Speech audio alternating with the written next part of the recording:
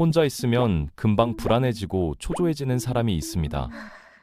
심심하고 괜히 조바심 나고 나 혼자만 이렇게 사는 건가? 하는 생각까지 들죠. 그런데 정반대로 사람들 틈에 있을 때보다 집에서 조용히 혼자 있을 때 훨씬 더 편안하고 안정적인 사람도 있어요. 이 차이가 뭘까요? 단순한 성격 문제가 아닙니다. 혼자서도 잘 지낼 수 있는 능력, 이게 바로 우리 삶의 질을 결정하는 아주 중요한 힘이거든요. 오늘은 혼자서도 잘 지내는 사람들이 가진 특별한 심리적 힘과 그 힘을 키워갈 수 있는 구체적인 방법에 대해 이야기해 보겠습니다.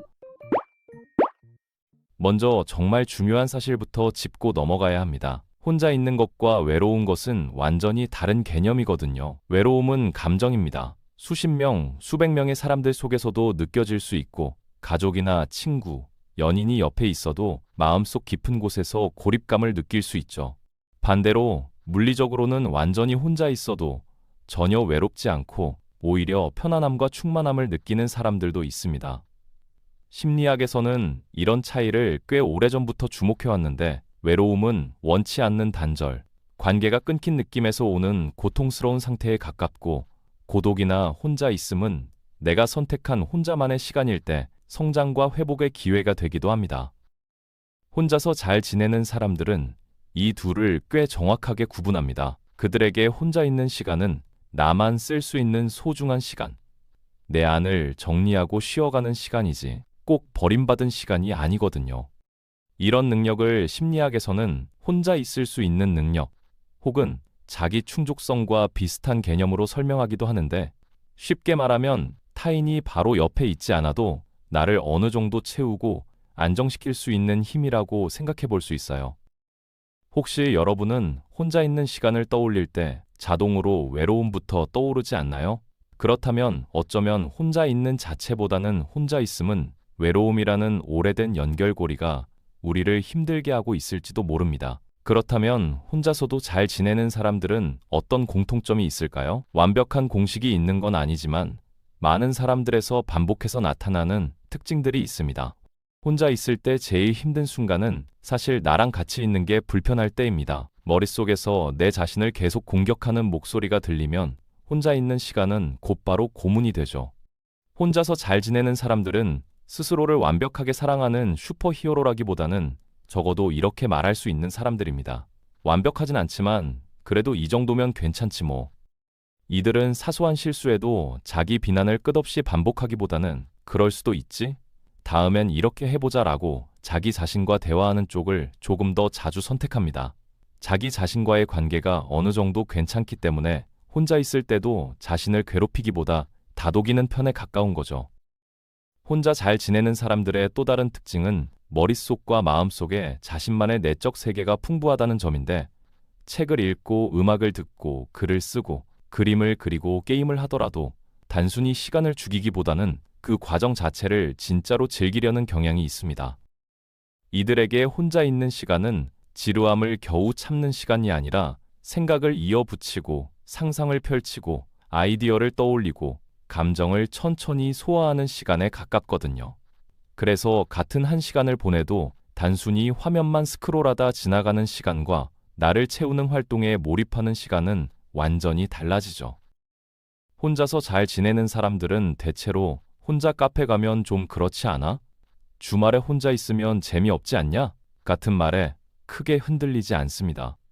물론 누구나 타인의 시선이 어느 정도는 신경 쓰이는데, 이들은 사람들이 어떻게 볼까? 보다 나는 이게 좋은데 라는 기준을 조금 더 중요하게 여깁니다.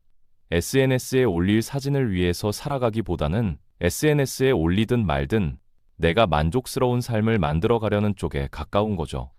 그래서 혼자 보내는 시간 앞에서 죄책감을 덜 느끼고 더 자연스럽게 그 시간을 선택할 수 있습니다. 불안, 우울, 허무함 같은 감정은 누구에게나 찾아오는데, 혼자서 잘 지내는 사람들은 이 감정이 올라왔을 때 무조건 누군가에게 매달리기보다 먼저 자기 안에서 다루는 연습을 해온 경우가 많습니다. 예를 들면 일기를 쓰면서 감정을 정리하거나, 산책을 하면서 생각을 천천히 풀어보거나, 호흡을 고르며 마음을 가라앉히는 식이죠. 이렇다고 해서 절대 남에게 기대지 않는다는 뜻은 아니에요. 다만 누군가가 바로 내 감정을 해결해줘야만 견딜 수 있는 상태에서 조금씩 벗어나서 필요할 땐 도움을 요청하지만 나도 나를 돌볼 수 있다는 감각으로 옮겨가려는 사람들입니다.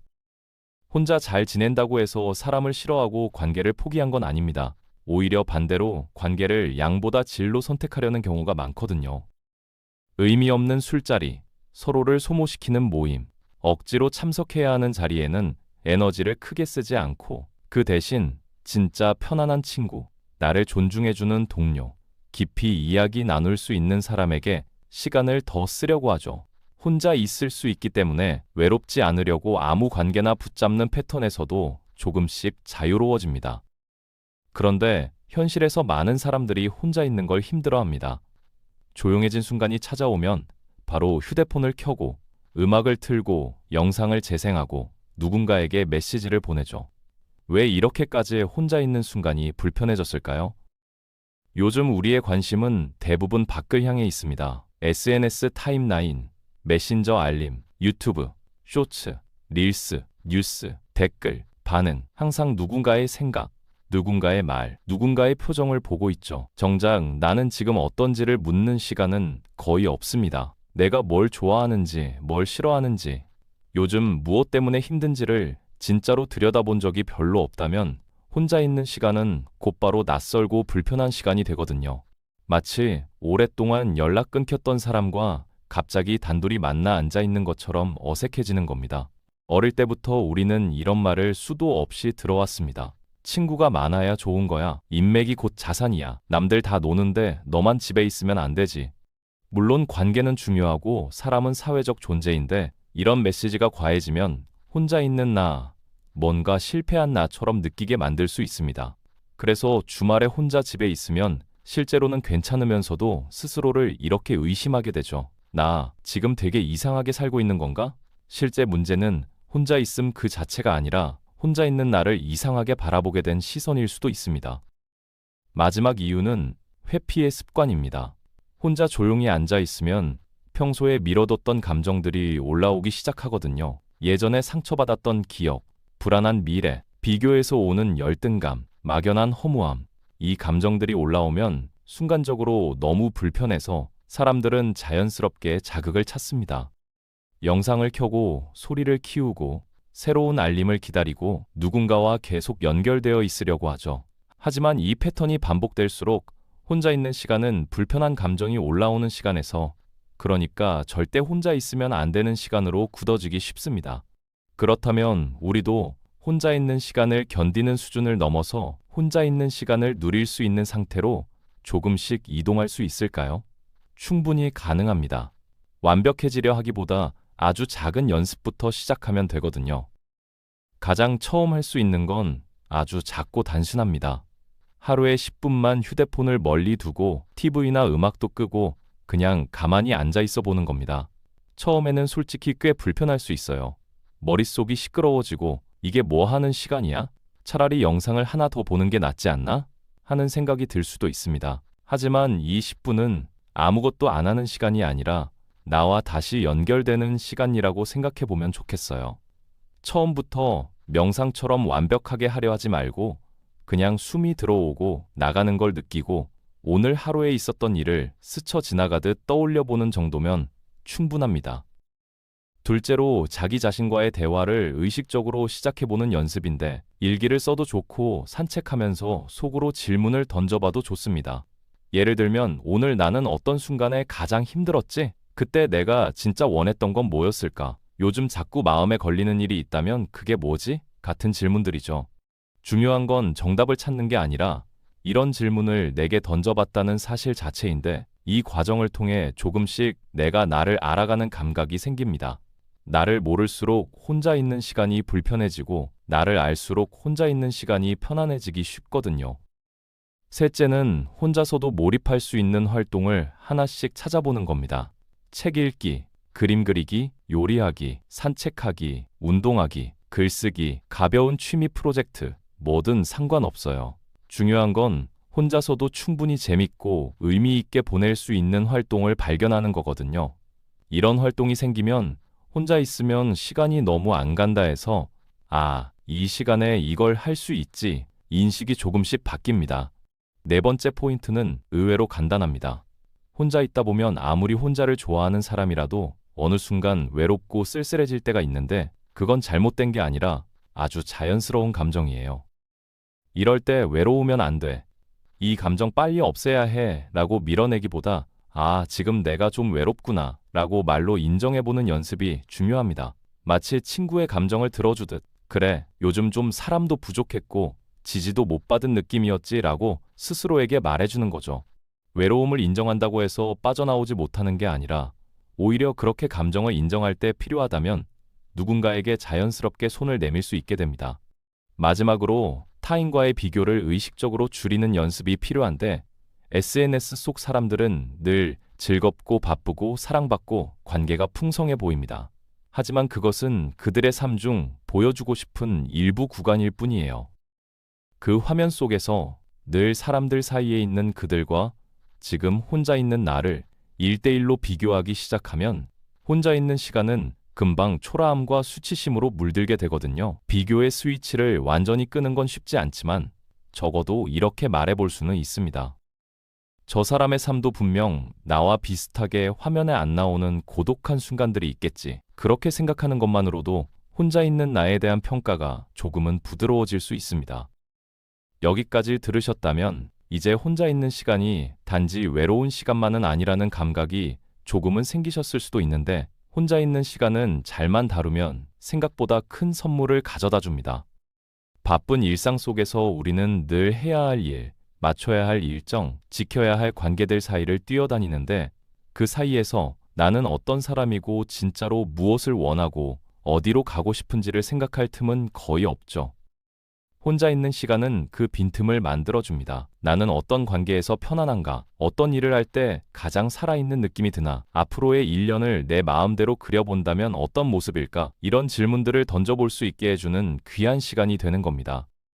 많은 예술가, 작가, 사색가들이 고독에서 영감을 얻었다는 이야기를 종종 남기는데 이는 단순히 멋있어 보이려고 하는 말이 아니라 실제로도 어느 정도 근거가 있는 이야기입니다. 혼자 있을 때 우리의 뇌는 외부 대화에 반응하느라 힘을 쏟지 않아도 되기 때문에 내부에서 생각과 생각을 연결하는데 더 많은 에너지를 쓸 수 있거든요.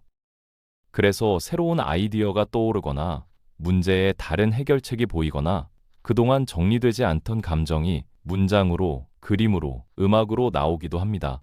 반드시 거창한 창작 활동이 아니어도 괜찮아요. 나만의 방식으로 생각을 연결하는 모든 순간이 작은 창의성의 발현입니다. 혼자 있는 시간에 감정을 다루는 연습을 하면 조금씩 감정이 올라오는 걸 바로 행동으로 터뜨리지 않는 힘이 생겨나는데 예를 들어 화가 났을 때 바로 메시지를 폭발시키기보다 잠시 혼자 걸으면서 내 마음을 정리해보고 지금 진짜 서운한 지점이 뭔지를 알아차릴 수 있게 되죠. 이런 경험이 쌓일수록 감정에 휩쓸리는 횟수는 줄어들고 나는 내 감정을 어느 정도 다룰 수 있다는 자기 신뢰도 조금씩 자라납니다. 그 결과 타인에게 과도하게 기대지 않으면서도 필요할 때는 건강하게 기대는 균형 잡힌 모습에 더 가까워질 수 있습니다. 혼자 있어도 괜찮은 사람은 관계 안에서도 조금 더 건강한 위치를 갖게 되는데 외로움이 너무 싫어서 아무 관계나 붙잡는 것이 아니라 정말 함께 싶은 사람을 선택해서 만나는 것으로 바뀌기 때문입니다. 그렇게 되면 관계는 결핍을 채우는 수단이 아니라 이미 꽤 괜찮은 나와 누군가가 서로를 나누는 공간이 되거든요. 필요해서 만나는 관계에서 원해서 만나는 관계로 옮겨가는 것이죠. 이 차이는 시간이 지날수록 점점 크게 느껴질 수 있습니다. 혼자서도 잘 지낸다는 건 외로움을 완전히 없애버리는 능력을 의미하지 않습니다. 사람이라면 누구나 어떤 날은 외롭고 어떤 날은 누군가가 간절히 보고 싶어지거든요. 다만 혼자 있는 시간을 견디는 것에서 조금은 즐길 수 있는 것으로 바꿔낼 수 있다면 그건 인생 전체에서 엄청나게 큰 힘이 됩니다. 타인의 존재로만 채워지는 행복이 아니라 나 자신으로부터 시작되는 행복을 느낄 수 있게 되기 때문이죠. 오늘 이야기 중에서 가장 마음에 남는 한 문장을 고르라면 혹시 여러분은 어떤 문장을 고르실까요?